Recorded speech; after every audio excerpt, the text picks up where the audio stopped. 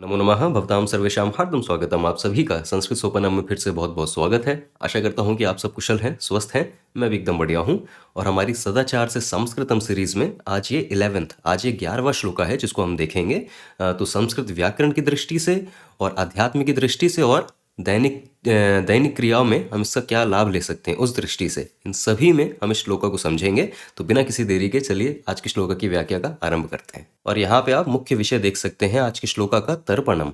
अब ये तर्पणम क्या होता है इसको हम श्लोका की व्याख्या के माध्यम से समझेंगे, परंतु श्लोका को कैसे कहते हैं एक बार मैं बोल के बता देता हूँ। तर्पणम स्वसुखेनैव स्वेन्द्रियाणां प्रतर्पणम मनसा मन आलोक्य स्वयमात्मा प्रकाशते। ठीक है, तो ये हमारा श्लोका है और ये उसी श्लोका का संधि विच्छेद करके मैंने लिखा हुआ है। तो जैसा आप यहाँ देख सकते हैं, स्वसुखेनैव, तो यहाँ पे हमारे दो शब्द हैं, स्वसुखेन और एव, और इन दोनों पदा के बीच में वृद्धि संधि हो रही है जिसके कारण सुखेनेव ये हो जा रहा है सुखेनैव। ठीक है, और देखिए जब समस्त पदा में भी दो अलग पदा जुड़ते हैं तो अगर बीच में कोई संधि हो सकती है तो होती है। जैसा आप यहाँ पे देख रहे हैं स्व इंद्रिया नाम, तो ये पूरा स्वेन्द्रिया नाम ये एक समास है, एक समस्त पदा है। और यहाँ पे हमें गुण संधि देखने को मिलती है, तो स्व इंद्रिया नाम ये बदल के हो जाता है स्वेन्द्रिया नाम गुण संधि के कारण। और फिर आगे मनः और आलोक्य, तो यहाँ पे भी ये जो विसर्ग है तो ये विसर्ग का लोप हो जाता है, ये विसर्ग लोप संधि है। तो मनः आलोक्य ये हमारे संस्कृत श्लोका में मन आलोक्य इस तरह लिखा जाएगा क्योंकि विसर्ग का लोप हो गया है लोप संधि के कारण। ठीक है, तो इसी प्रकार श्लोका की ये सारी संधि हैं। स्वयं आत्मा, तो ये तो बस हलंत अपने आगे वाले वर्ण के साथ जुड़ जा रहा है, स्वयं आत्मा, तो यहाँ पे कोई संधि नहीं है, ये बस ऐसे जुड़ जा रहा है। ठीक है, और ये जो पूरी जानकारी है कि संधि का नियम क्या है और पदों की व्याख्या क्या है, ये सारी जानकारी आपको पीडीएफ शीट में मिल जाएगी। पीडीएफ शीट को वीडियो के नीचे डिस्क्रिप्शन बॉक्स में लिंक है, वहां से आप डाउनलोड कर लीजिए, आपके अभ्यास के लिए सहायक होगी। अभी हम सीधे चलते हैं श्लोका की व्याख्या की तरफ। ठीक है, और देखिए इस श्लोका में ये जो तर्पणम है और इसका शाब्दिक अर्थ अगर हम समझें तो वो होता है संतुष्टि। तो सेटिस्फैक्शन और संतुष्टि ये अर्थ होता है इस तर्पणम का, क्योंकि अगर ये किस धातु से आया है तो ये आया है तृप धातु से, और तृप धातु का अर्थ ही होता है संतुष्ट होना। ठीक है, to be satisfied, to be pleased, तो उस अर्थ में तृप धातु का प्रयोग होता है। और यहाँ पे इस धातु तृप धातु को हम ल्युट इस प्रत्यय से परिवर्तित कर रहे हैं। ठीक है, तो किसी भी धातु से कोई भाववाचक संज्ञा बनाना ये लुट प्रत्यय के प्रयोग से हम कर सकते हैं। और जब इस धातु को हम इस प्रत्यय से परिवर्तित करते हैं तो ये हमारा पदा बनता है तर्पणम, जिसका अर्थ वही हमने समझा कि संतुष्टि, इंग्लिश में कहें तो सेटिस्फैक्शन। ठीक है, तो आदि शंकराचार्य इस श्लोका के माध्यम से हमें तर्पणम संतुष्टि क्या है इसके विषय में बताएंगे, जिसके लिए मैं प्रश्न कर रहा हूं कि केशाम, कि किन की संतुष्टि, जिसके उत्तर में मुझे मिलता है स्वेन्द्रिया नाम। और स्वेन्द्रिया नाम इसको हमने अभी संधि विच्छेद में देखा था कि ये एक समस्त पदा है जिसमें ये दो पदा है स्व और इंद्रिया। ठीक है, स्व से तो अर्थ होता है कि जब हमें कहना होता है कि स्वयं का, तो जब स्वयं के विषय में हम बात करते हैं तो हम स्व इसका प्रयोग करते हैं। और इंद्रिया, तो ये जो इंग्लिश में हम कहते हैं सेंसेस, तो जो हमारे 5 ज्ञान इंद्रियां हैं, 5 कर्म इंद्रियां हैं और हमारा मनस, तो ये जो कुल मिला के जो ये 11 इंद्रियां हैं, तो यहाँ पे उसकी बात हो रही है। ठीक है, और अगर मैं कह रहा हूं कि मेरी खुद की इंद्रियां, अगर मैं उस विषय में बात कर रहा हूं तो मैं जो विग्रह वाक्य बनाऊंगा वो बनाऊंगा स्वस्य इंद्रियाणि। ठीक है, इंद्रिया ये जो पदा है ये एक नपुंसक लिंग पदा है। ठीक है, तो नपुंसक लिंग न्यूट्रल जेंडर प्रातिपदिका होने के कारण इसका बहुवचन होगा इंद्रियाणि। ठीक है, और मेरे खुद की इंद्रियां तो स्वस्य इंद्रियाणि इति, हम इन दोनों पदा को एक समस्त पदा में जोड़ देंगे तो मेरा समास बनेगा स्वेन्द्रिया। ठीक है, कहने का अर्थ वही है कि स्वस्य इंद्रियाणि इति स्वेन्द्रिया। ठीक है, और फिर मैं कहना चाहता हूं कि मेरे स्वयं की इंद्रियों की प्रतर्पणम, प्रतर्पणम से अर्थ है कि तुष्टि, वही उनका सेटिस्फैक्शन। तो इस प्रातिपदिका को हम की इस प्रयोजना में प्रयोग कर रहे हैं तो हम करेंगे षष्ठी विभक्ति, 6th केस, षष्ठी विभक्ति और बहुवचन का प्रयोग करेंगे क्योंकि कई सारी इंद्रियां हैं तो बहुवचनम। तो स्वेन्द्रिया ये प्रातिपदिका षष्ठी विभक्ति बहुवचनम में रूप लेगा स्वेन्द्रियाणाम। कहने का अर्थ है कि स्वयं के इंद्रियों की, और प्रतर्पणम कहने का अर्थ है कि स्वयं के इंद्रियों की तुष्टि। ठीक है, देखिए तर्पणम प्रतर्पणम ये एक ही पदा है, बस यहाँ पे एक उपसर्ग है प्रा, लेकिन अर्थ वही दे रहे हैं यहाँ पे कि तुष्टि। ठीक है, तो आशा करता हूं कि ये दोनों पदा क्लियर हो गए। अभी जब हम आगे बढ़ेंगे तो हमें पूरे वाक्य में क्या कहना चाह रहे हैं आदि शंकराचार्य वो हमें समझ में आएगा। ठीक है, तो आगे बढ़ते हैं और एक प्रश्न और करते हैं कि केन प्रतर्पणम, कि किसके द्वारा ये तुष्टि करी जा रही है, केन, जिसके उत्तर में हमें मिलता है स्वसुखेन।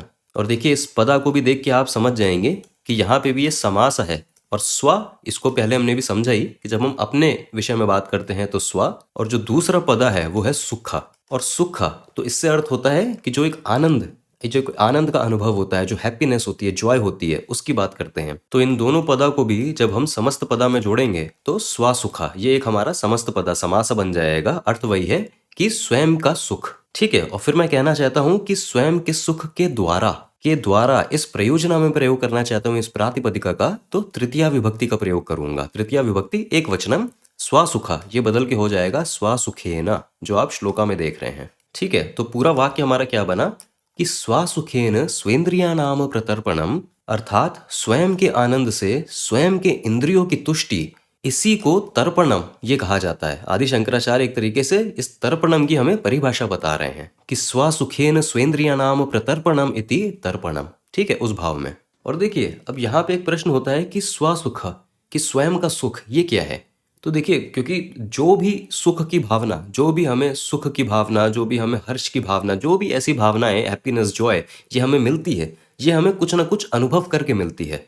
कि हम बाहरी जगत में कुछ भी अनुभव करते हैं, अगर वो अच्छा है, हमारे अनुकूल है, तो हमें उससे सुख की भावना का अनुभव होता है। परंतु यहाँ जिस स्वयं सुख की बात हो रही है, वो जो हमारा मूल स्वरूप है, जो हमारा मूल स्वरूप, जो आत्मा स्वरूप है हमारा, जो उसका आनंद है, तो उसकी यहाँ पे बात हो रही है। कहने का अर्थ ये होता है कि रोशनी, किसी भी रोशनी से, प्रकाश से हम बाकी चीज़ें देखते हैं, परंतु क्या प्रकाश को देखने के लिए हमें कोई और प्रकाश चाहिए? नहीं, प्रकाश का तो स्वरूप ही प्रकाश है, उसको देखने के लिए कोई अन्य प्रकाश नहीं चाहिए। तो यही कहने का अर्थ है कि जो हमारा मूल स्वरूप है, जिसको हम आत्मा कहते हैं, तो वो आत्मा तो स्वयं ही प्रकाशमान है, वो आत्मा तो स्वयं ही आनंदमय है।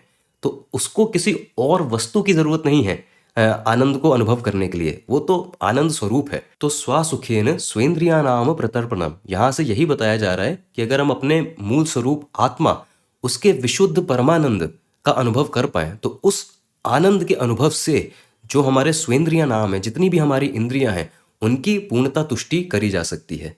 और वो जो तुष्टि होगी, उसी को तर्पणम कहा जाता है। ठीक है, तो ये अर्थ है यहाँ पे स्वयं के आनंद का, और उसके द्वारा जो इंद्रियों की तुष्टि होती है, उसको ही ये तर्पणम कहा जाता है, संतुष्टि कहा जाता है। तो आदि शंकराचार्य यहाँ पे वो पूर्ण संतुष्टि की बात कर रहे हैं, वो है तर्पणम उनके लिए। क्योंकि संतुष्टि ऐसे तो हर वस्तु से होती है, कुछ भी हम वस्तु, कुछ हम पसंदीदा खाना खा लें, कुछ पसंदीदा गाना सुन लें, किसी पसंदीदा व्यक्ति से बात कर लें, तो संतुष्टि हो जाती है। परंतु ये तर्पणम वो अर्थ पे नहीं है। तर्पणम का अर्थ है वो जो पूर्ण संतुष्टि है, और वो पूर्ण संतुष्टि हो किससे सकती है? वो किसी पूर्ण आनंद से ही हो सकती है। वो पूर्ण आनंद कहाँ से मिलेगा? वो जो, अगर हमने अपने मूल स्वरूप को पहचान लिया, तो उससे जो आनंद मिलेगा, उससे जो तृप्ति होगी, वो है तर्पणम। तो आदि शंकराचार्य यहाँ पे उस भाव में कह रहे हैं। ठीक है, तो आशा करता हूँ कि यहाँ तक पूरा क्लियर हो गया। और अभी आगे बढ़ेंगे तो आदि शंकराचार्य कह रहे हैं कि आलोक्य। ठीक है, ये एक कृदंत है। कृदंत है तो हमें ये पता है कि किसी न किसी धातु से आया होगा, और ये आया है लोक धातु से। लोक धातु का अर्थ होता है देखना। ठीक है, इंग्लिश में हम कहते हैं टू सी और टू परसीव।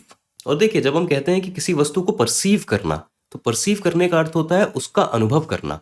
और अनुभव ये आवश्यक नहीं है कि ये सिर्फ नेत्र से ही हो। तो हम ये नहीं कह सकते हैं कि इस धातु का अर्थ है कि देखना सिर्फ नेत्र से। नहीं, यहाँ पे अनुभव करने की बात हो रही है। तो जो हमारी इंद्रियां हैं, वो सारी ही अनुभव करती हैं। नेत्र देखने के माध्यम से करती है, जो हमारे कान हैं वो सुनने के माध्यम से करते हैं, जो हमारी नासिका है वो सूंघने के माध्यम से करती है। तो क्योंकि हर इंद्रिया अपने माध्यम से देखती है वस्तु को, तो यहाँ पे ये जो देखना है, ये उस भाव में है। तभी मैंने यहाँ पे अर्थ लिया है अनुभव करना, क्योंकि हमारे श्लोका के संदर्भ के अनुसार वो ज्यादा उचित अर्थ है। ठीक है, और आलोक्य, तो आप ये भी देख सकते हैं कि यहाँ पे एक उपसर्ग भी है। आ ये उपसर्ग है, लोक हमारा धातु है, और मैं इसको ल्यप, इस प्रत्यय की सहायता से परिवर्तित कर रहा हूं। ये ल्यप प्रत्यय का प्रयोग ही होता है जब हमें कहना होता है कि क्रिया को करके, क्रिया को करने के बाद, उस अर्थ में। तो लोक का अर्थ होता है अनुभव करना। ल्यप प्रत्यय के साथ जो हमारा पदा बनता है आलोक्य, इसका अर्थ हो जाता है देख करके या अनुभव करके। तो ये अर्थ है हमारे इस पदा का। आशा करता हूं कि किस धातु से आया है, किस प्रत्यय की सहायता से परिवर्तित हुआ है, ये सब क्लियर हो गया। परंतु अब जब आगे बढ़ेंगे तो एक प्रश्न आएगा कि किम आलोक्य, कि क्या देखकर, किसको देखकर? जिसके उत्तर में हमें मिलता है मनः आलोक्य। मनः, तो मनः ये हमने ऐसे कई बार देखा है पहले भी, ये मनस इस प्रातिपदिका से आया है। मनस ये एक नपुंसक लिंगा, न्यूट्रल जेंडर प्रातिपदिका है। और मनः आलोक्य, तो यहाँ पे ये जो रूप है, ये इसी प्रातिपदिका का द्वितीय विभक्ति एक वचनम का रूप है। ठीक है, द्वितीय विभक्ति क्यों? क्योंकि वही बात कि ये एक क्रिया कृदंत है, आलोक्य अनुभव करके। तो किसका अनुभव करके? तो यहाँ पे ये कर्म है इसका, आलोक्य का। तो द्वितीय विभक्ति एक वचनम का रूप मनस बदल के हो गया मनः। ठीक है, तो आदि शंकराचार्य कह रहे हैं कि मन का अनुभव करके। और अब एक और प्रश्न आएगा आगे कि केन, कि किसके द्वारा मन को देख कर, मन का अनुभव करके। और हमें उत्तर मिलता है मनसा मनः आलोक्य, मनसा। तो ये भी जो हमने भी पहले प्रातिपदिका देखा मनस, तो इसी प्रातिपदिका का ये तृतीया विभक्ति का रूप है, तृतीया विभक्ति एक वचनम। क्योंकि मैं कहना चाहता हूं कि मन के द्वारा, ठीक है, तो के द्वारा से इस प्रयोजना में हम तृतीया विभक्ति का प्रयोग करते हैं, तो मनस ये प्रातिपदिका हो जाता है मनसा। ठीक है, और हमारा अर्थ हो गया कि मनसा मनः आलोक्य, मन से मन को अनुभव करके। ठीक है, अब ये वाक्य क्या कह रहा है इसको भी हम थोड़ा समझेंगे, आगे थोड़ा सा और देख लेते हैं। तो एक अंतिम प्रश्न मैं कर रहा हूं कि किम भवति, कि ठीक है, मन से मन को अनुभव करके प्रश्न होता है कि किम भवति, क्या होता है। और उसके उत्तर में आदि शंकराचार्य कह रहे हैं कि मनसा मनः आलोक्य आत्मा प्रकाशते, जिसका अर्थ है कि आत्मा दीप्तिमान होती है। ठीक है, समझते हैं इन पदा को, पहले प्रकाशते इसको समझते हैं। तो प्रकाशते ये क्रियापदा ये आया है काश इस धातु से। काश धातु का अर्थ होता है चमकना। ठीक है, चमकना, दीप्तिमान होना उस भाव में। ठीक है, और यहाँ पे ये धातु लट लकारा, लट लकारा से अर्थ है जो वर्तमान काल होता है। तो लट लकारा प्रथमा पुरुष और एक वचनम, इन तीनों में काश ये बदल के हो जाता है काशते। ठीक है, आप इसके रूप से समझ सकते हैं ये एक आत्मनेपदी धातु है, तभी काशते ए इससे अंत हो रहा है। ठीक है, और प्रकाशते, तो प्र यहाँ पे उपसर्ग है, जैसा हमने पहले भी देखा था प्रतर्पणम तर्पणम। तो प्र यहाँ पे उपसर्ग है, उपसर्ग के साथ पूरा पदा बन गया प्रकाशते। कहने का अर्थ है कि कोई वस्तु है, कोई चीज है जो चमकती है, जो दीप्तिमान होती है। ठीक है, और किस वस्तु की बात हो रही है? तो आत्मा, आत्मा प्रकाशते।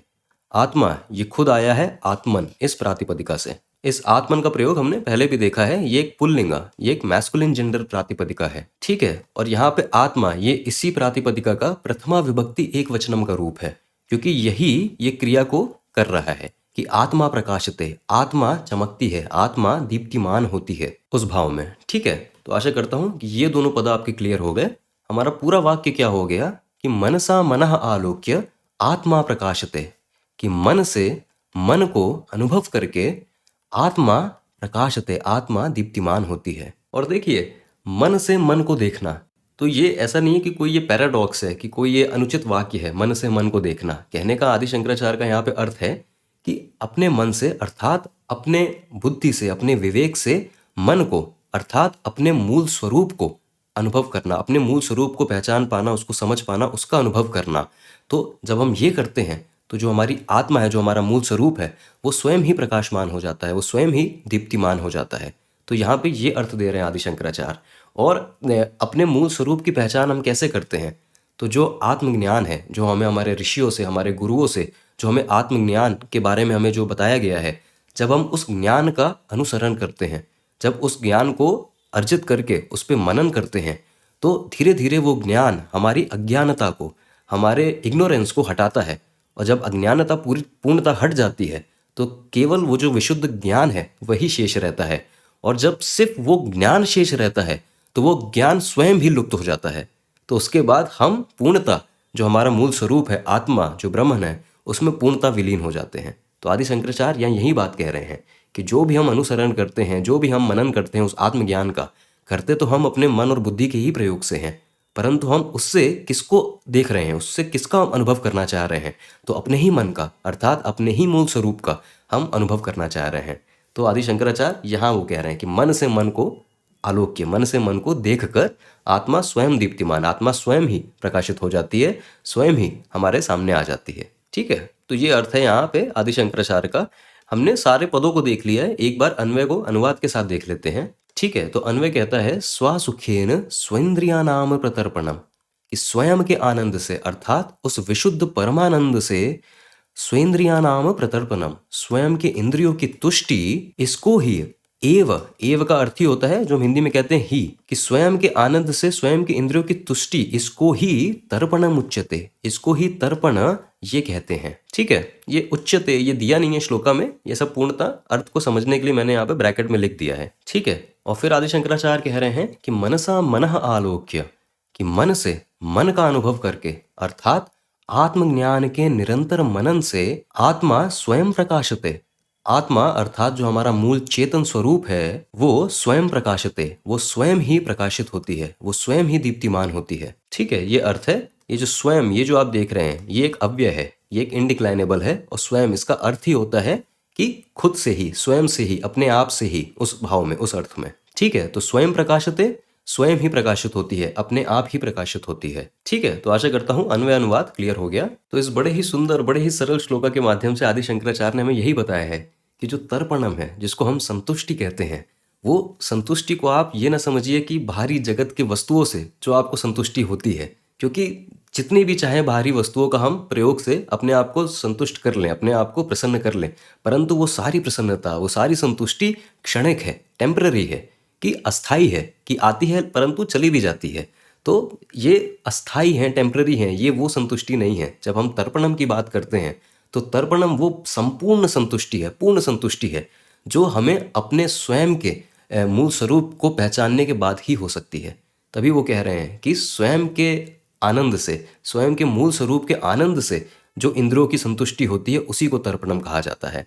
और फिर उन्होंने आगे कहा कि मनसः मनः आलोक्य, कि मन से मन को पहचान कर, अर्थात वही है कि आत्मज्ञान के आत्मज्ञान के अनुसरण करने से, उस पे मनन करने से जो हमारी अज्ञानता नष्ट होती है, तो उस अज्ञानता के नष्ट होने के बाद जो हमारी आत्मा है, वो स्वयं प्रकाशित है, वो अपने आप ही प्रकाशित हो जाती है, दीप्तिमान हो जाती है। क्योंकि जो हमारा मूल स्वरूप है, वो ऐसा नहीं है वो कहीं बाहर से आएगा, वो हमारे ही भीतर है, हम पे ही है, बस उसको हमारी अज्ञानता ने ढक लिया है। तो बड़ा ही एक सुंदर उदाहरण देते हैं स्वामी चिन्मयानंद जी, कि इसको आप ऐसे समझिए कि कभी ऐसा होता है कि हम किसी अपने गाड़ी की या अपने घर की चाबी ढूंढ रहे हैं, और हम हर जगह उस चाबी को ढूंढते हैं, परंतु वो चाबी हमें कहीं मिलती नहीं है। एकदम से कोई याद दिलाता है कि अरे वो तुम्हारे जेब में क्या है। जब हम जेब में देखते तो चाबी वहीं थी। तो जब हमने इस चाबी को ढूंढा और जब ये चाबी हमें मिल गई, तो क्या ये चाबी कहीं बाहर से आई? नहीं। जब हमारी अज्ञानता हट गई तो ये चाबी तो वहीं थी जहाँ पहले भी थी, कि कभी हमसे दूर थी नहीं। तो उसी तरीके से जो हमारा मूल स्वरूप है, जो आत्मा स्वरूप है, कि हम उसको ऐसा नहीं है कि कहीं बाहर ढूंढने जाते हैं। बस हम जब आत्मज्ञान का सही अनुसरण करते हैं, उसका सही मनन करते हैं, तो वो ज्ञान हमारी अज्ञानता को हटाता है, जिससे जो हमारा स्वरूप है वो अपने आप ही दीप्तिमान हो जाता है, प्रकाशित हो जाता है, क्योंकि वही हमारा स्वरूप है, ऐसा नहीं कहीं बाहर से आएगा। तो यही बात को इस श्लोका में बताया गया है। ठीक है, तो ये तो पूरा अर्थ हो गया एक आध्यात्मिक दृष्टि से। परंतु जैसे हम हर श्लोका में देखते हैं, कुछ ऐसा हर श्लोका में होता है जिससे हम कोई भौतिक लाभ की भी बात कर सकते हैं, कि भौतिक विषय में अगर देखें तो किस क्रिया की बात हो रही है। तो यहाँ पे ये जो पदा है तर्पणम, तो तर्पणम एक क्रिया भी है, जिसको आप इसे बहुत लोग जानते भी होंगे। तर्पणम क्रिया का अर्थ बस होता है कि संतुष्टि किसी और की। ठीक है, जो भी हम क्रिया कर रहे हैं किसी और की तुष्टि, संतुष्टि के लिए। और क्यों हम किसी की तुष्टि के लिए क्रिया करें? तो हमारे शास्त्रों ने हमें बताया है कि हर मनुष्य पे 5 तरह के ऋण होते हैं उसके जीवन में। ऋण का अर्थ होता है डेट। ठीक है, तो हर मनुष्य पे 5 तरह के ऋण होते हैं। वो कौन होते हैं? तो पहला होता है ऋषि ऋण। ऋषि ऋण का अर्थ है कि जो भी हमारे ऋषियों के द्वारा जो हम तक ज्ञान पहुंचा है, जो हम तक विद्या पहुंची है, तो वो उन सारा जो डेट है, वो सारे जो हम पे आभार हुआ है ऋषियों के द्वारा, तो वो होता है ऋषि ऋण। ठीक है, इसको आप ऋषि ऋण भी समझ सकते हैं, इसको आप गुरु ऋण भी समझ सकते हैं। जो भी हम गुरुओं से जो हमें ज्ञान मिला है, तो वो जो ऋण है। दूसरा होता है देव ऋण। देव ऋण से अर्थ होता है जो देवी देवता का उपकार है हम पे। और देवी देवता कौन है? तो जो भी इस जगत की जो भी शक्ति है, फिर वो वायु की शक्ति हो, फिर वो सूर्य की रोशनी की शक्ति हो, सूर्य के प्रकाश की शक्ति हो, फिर हमारी विचार शक्ति हो, हमारे कुछ भी कार्य करने की शक्ति हो, जो भी इस जगती में शक्ति है, जो सूक्ष्म शक्तियां हैं, उनका ही ये देवी देवता स्वरूप है। तो कुछ भी हम इस जगत में कर पा रहे हैं, तो वो उन देवी देवताओं के उपकार की वजह से ही कर पा रहे हैं। तो वो होता है देव ऋण। तीसरा होता है पितृ ऋण। पितृ ऋण का अर्थ होता है कि हमारे जो एंसेस्टर्स हैं, जो हमसे बड़े हैं, जो हमारे बड़े बुजुर्ग हैं, जो हमारे एंसेस्टर्स हैं, उनका जो हम पे आभार होता है, तो उसको पितृ ऋण कहा जाता है। और इस वाले ऋण से बहुत लोग ऐसा जानते हैं, क्योंकि जब हमारे किसी पितृ की, जब हमारे किसी बड़े की जब मृत्यु हो जाती है, तो उनके उस मृत्यु के पश्चात बहुत सारे ऐसे पितृ तर्पणम क्रियाकांड होते हैं जो हम करते हैं। तो वो इसीलिए होते हैं कि जो उनके हम पे आभार रहे हैं इतने हमारे जीवन में, तो उसको एक तरीके से चुकाने के लिए, उसके आदर सम्मान के साथ उसको वापस करने के लिए ये सब क्रियाएँ होती हैं, जो हमारे लिए भी बहुत आवश्यक हैं और उनकी तुष्टि के लिए भी बहुत आवश्यक हैं। तो ये पितृ ऋण होता है। फिर चौथा होता है मनुष्य ऋण, ठीक है? चौथा मनुष्य ऋण से अर्थ होता है कि जो पूरा एक समाज है, क्योंकि हम समाज के बीच में ही रहते हैं, तो जो हमारे बाकी भाई बंधु हैं, तो ये जो पूरा समाज है, इसका जो हम पे ऋण है, क्योंकि आप अकेले तो नहीं रह सकते हैं। हर हर जीवन के हर पहलू में किसी न किसी की आप पे आभार है, आपने किसी की सहायता ली, तो वो जो एक सामाजिक जो हम पे आभार हुआ है, तो वो होता है मनुष्य ऋण। और फिर होता है भूत ऋण। भूत ऋण से अर्थ होता है कि जो इस प्रकृति के और भी हैं, जो पेड़ हैं, जो पौधे हैं, जो जानवर हैं, जिनसे हम कितनी ही लाभ की चीज़ें अपने अपने स्वार्थ के लिए लेते हैं, तो उनका जो आभार हम पे है, तो वो होता है भूत ऋण। तो ऐसे 5 ऋण हर मनुष्य के ऊपर होते हैं और इन सभी ऋणों के लिए कोई ना कोई तर्पण क्रिया भी है, और ये तर्पण क्रिया होती है उन्हीं की संतुष्टि के लिए, उनकी तुष्टि के लिए। तो अब ये क्रियाकांड क्या है, इसको तो आप अपने समय पे पढ़ सकते हैं, समझ सकते हैं, परंतु हम इससे सीख क्या ले सकते हैं अपने भौतिक जीवन के लिए, वो यही है कि अपनी संतुष्टि के लिए अगर हमें सही मार्ग चुनना है, तो वो आत्मज्ञान का सही मार्ग है, क्योंकि उससे पूर्णता तुष्टि होगी। उसी को तर्पण हम कहते हैं सही मायने पे। और अपने तर्पण के साथ साथ हमें जो ये हम पे ऋण चढ़े हुए हैं, हमें इसके तर्पण के बारे में भी सोचना चाहिए कि हम कैसे अपने ऋषियों के लिए, अपने गुरुओं के लिए, अपने पितृ के लिए, देवी देवताओं के लिए और बाकी मनुष्यों के लिए और बाकी जीव जंतु के लिए, हम कैसे उनके लिए भी कुछ कर सकते हैं। हम कैसे अपना जो हम पे ऋण है वो उतार सकते हैं, तो कैसे हम उनके तर्पण कर सकते हैं, उनकी संतुष्टि तुष्टि के लिए कुछ कार्य कर सकते हैं। तो ये भी हमारे अंदर एक विचार रहना चाहिए, कुछ ना कुछ हमें रास्ता ढूंढना चाहिए कि हम इसको भी वापस कर पाएँ। तो ये एक भौतिक अर्थ इस श्लोका से लिया जा सकता है, इस तर्पण इस क्रिया से समझा जा सकता है। बहुत ही एक क्या कहते हैं, जो हार्मोनियस वे ऑफ लिविंग होता है। हार्मोनियस वे ऑफ लिविंग का कहने का अर्थ है कि हम अपने आप को बड़ा या छोटा नहीं समझते हैं, हम अपने आप को इस पूरे जगत का एक भाग समझते हैं और बाकी को भी उतना ही भाग समझते हैं। हमारे ऋषि, हमारे गुरु हमें ऐसा जीवन दे के गए हैं, ऐसा जीवन हमें समझा के गए हैं कि जो जीवन सही मायने में जिया जाता है, वो ऐसे ही जिया जाता है कि अपने आप को एक भाग समझा जाता है इस पूरे जगत का, ना बड़ा ना छोटा। और जब हम अपने आप को भाग समझते हैं, तो ये सारी बातें हमें ना अंधविश्वास लगती हैं, ना सुपरस्टिशियस लगती हैं। ये बहुत ही लॉजिकल लगती हैं, बहुत ही तार्किक लगती हैं, और ये बहुत ही हमें सही रास्ते पे चलने के लिए, एक भला पूरा जीवन जीने के लिए हमें प्रेरित करती हैं।